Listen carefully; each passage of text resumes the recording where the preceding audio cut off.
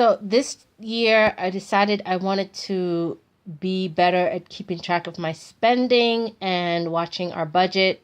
So this is how I've been keeping track of our spending and watching our budget. Every month I have one of these sheets that I printed up, and I just listed all the things that we have to pay for during that month.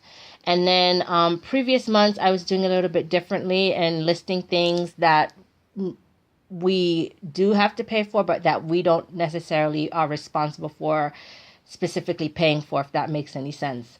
So we live on a family-owned property, and my in-laws are our neighbors. So a lot of things that go into owning a home, like the property taxes and water and trash and things like that, we're not necessarily directly responsible for. So I kind of took those things off our list and only have specific items that we are responsible for.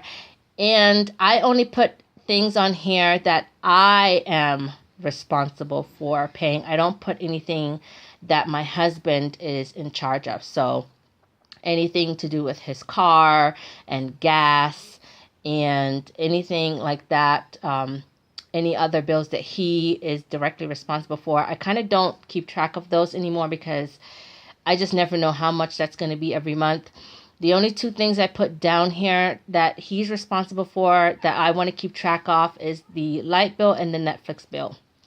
But everything else, I'm the one that I usually pay all of these items. And then what I decided to do is I decided to go from the first of the month until the end of the month instead of breaking it up into like having things roll over into different months.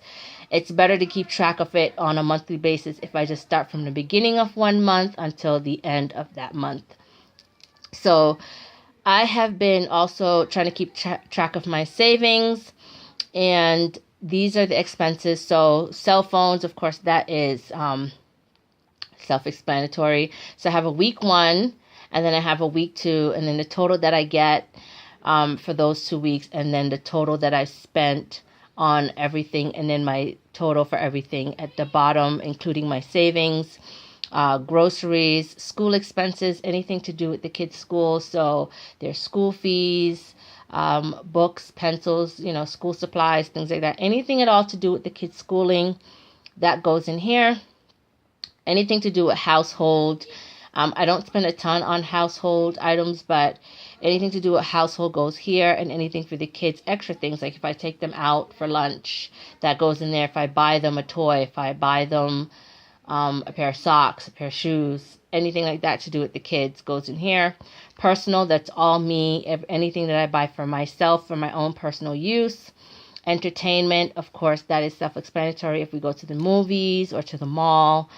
Miscellaneous, I added this because I didn't know where to put items that I would buy for like birthday parties and things like that for somebody's birthday or items like that.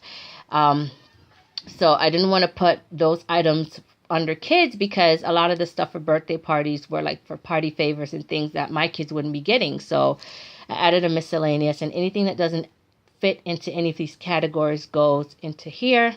And then again, the light bill and our Netflix bill. So that's pretty much how I have been keeping track of our expenses. Really simple, straight to the point. I know there are different apps that you can use and programs on the computer that you can use.